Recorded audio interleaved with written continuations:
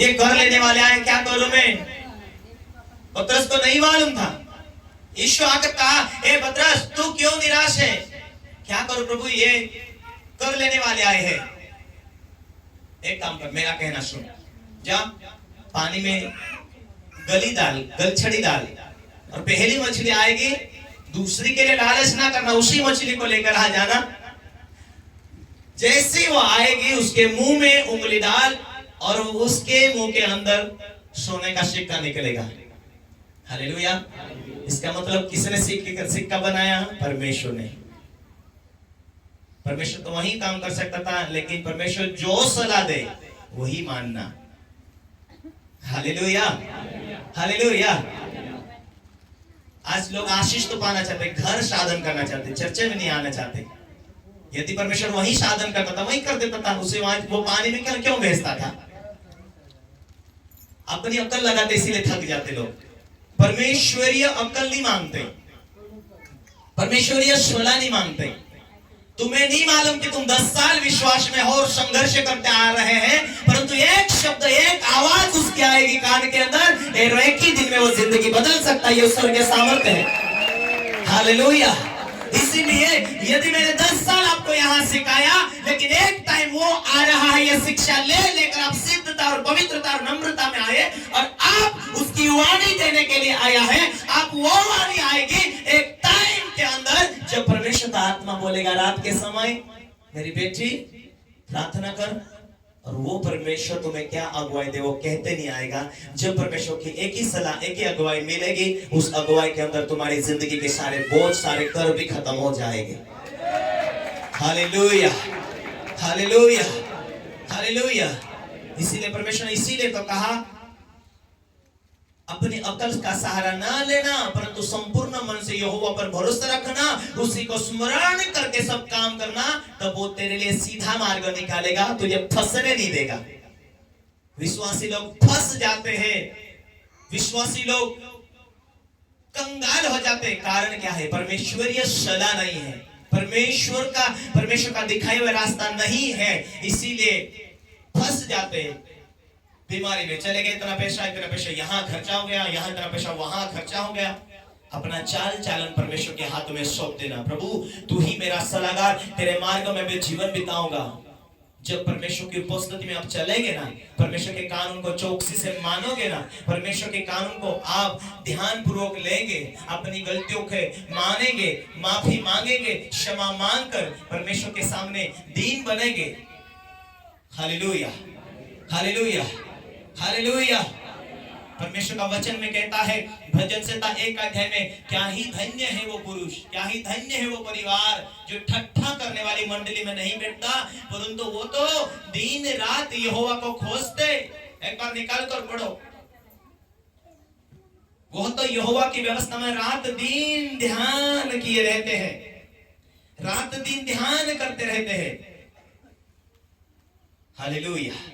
यदि ऐसा ध्यान आपका नहीं है तो आप ध्यान करो।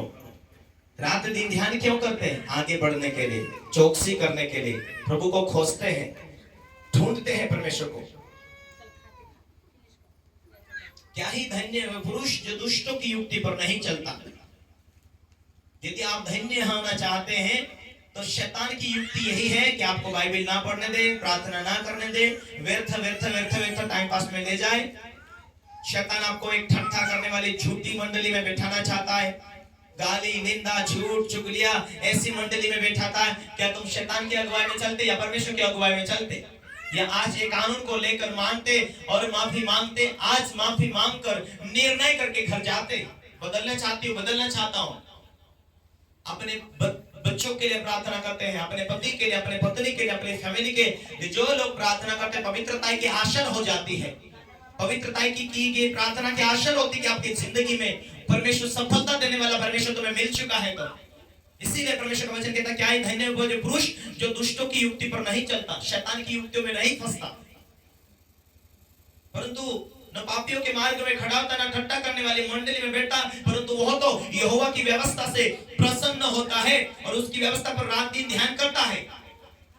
रात दिन ध्यान करने का मतलब आपका आत्मिक लेवल ऊंचा हो रहा है।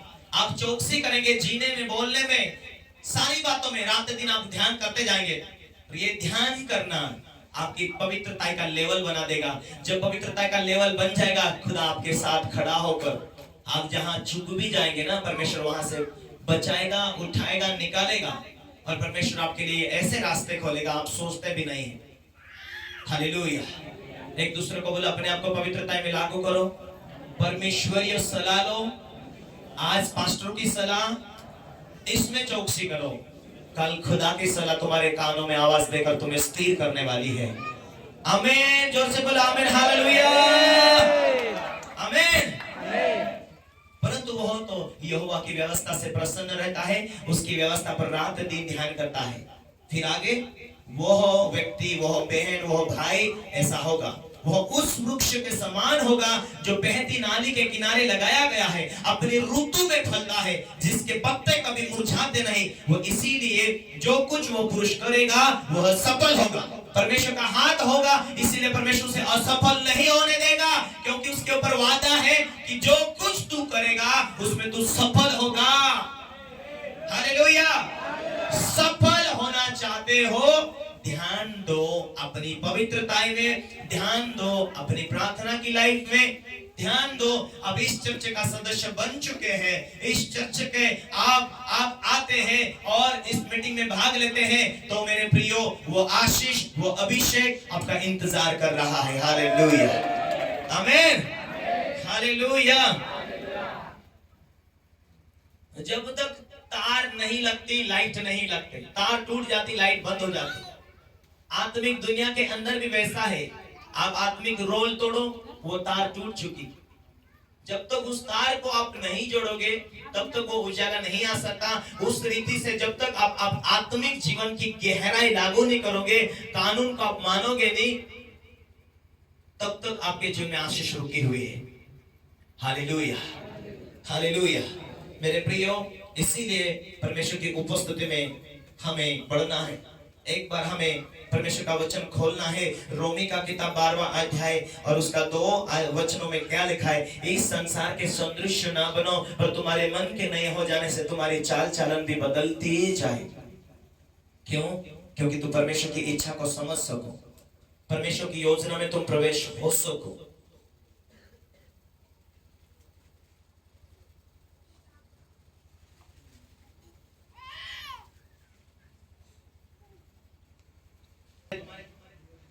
बुद्धि के नहीं हो जाने से तुम्हारा चाल चलन बदलता जाए, जिससे तुम परमेश्वर की भली भांति सिद्ध इच्छा से अनुभव मालूम करते हो।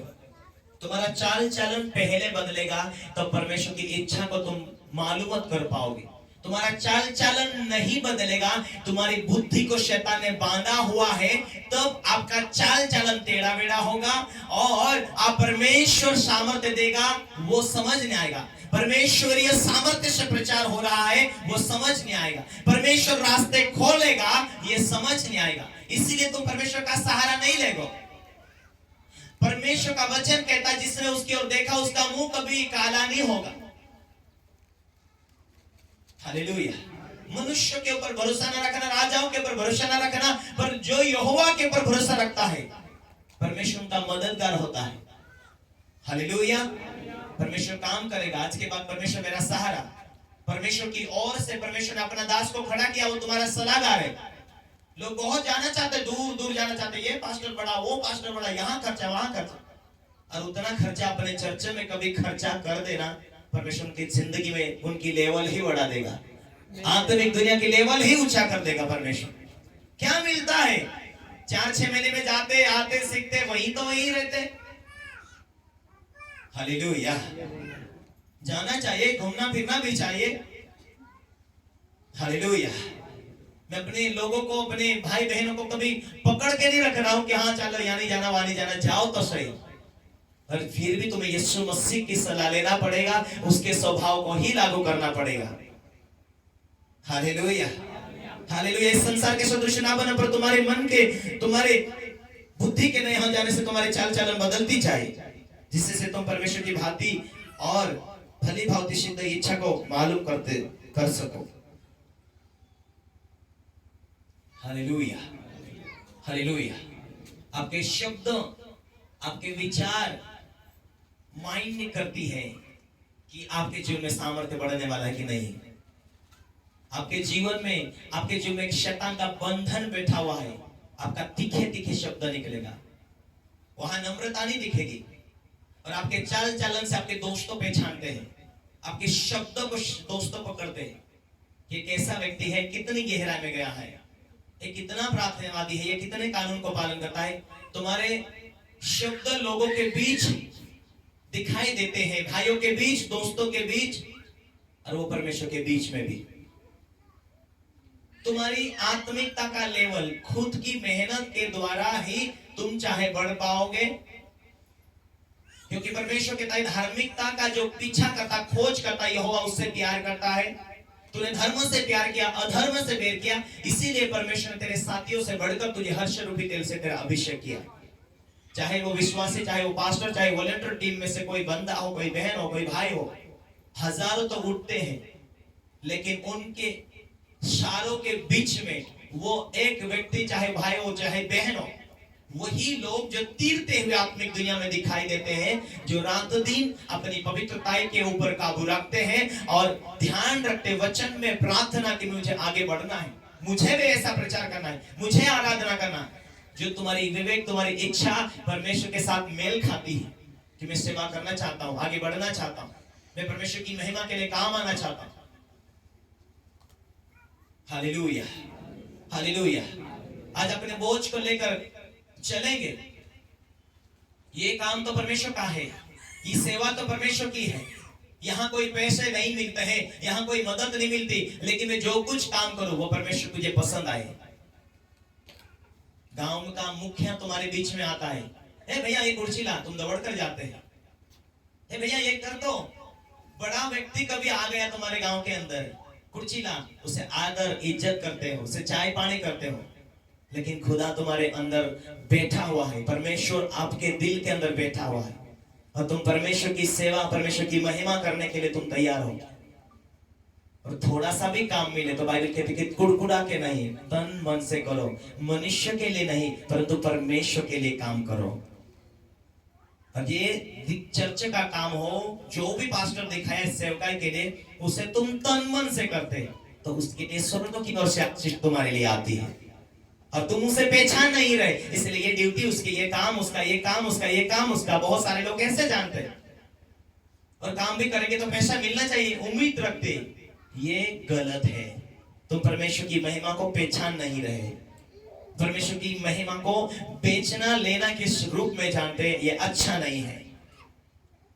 इसलिए मैं आज तक मेरे चर्च के लोगों के ऊपर कभी निर्भर नहीं रहा, इसलिए मैं आज यहाँ हूं कि इसके हाथ से दशमांश आएगा, इसने भेंट देना, उसने आशीष देना, इसके द्वारा उसके द्वारा नहीं। मैं जानता हूं, मैं विश्वास से खड़ा हूं।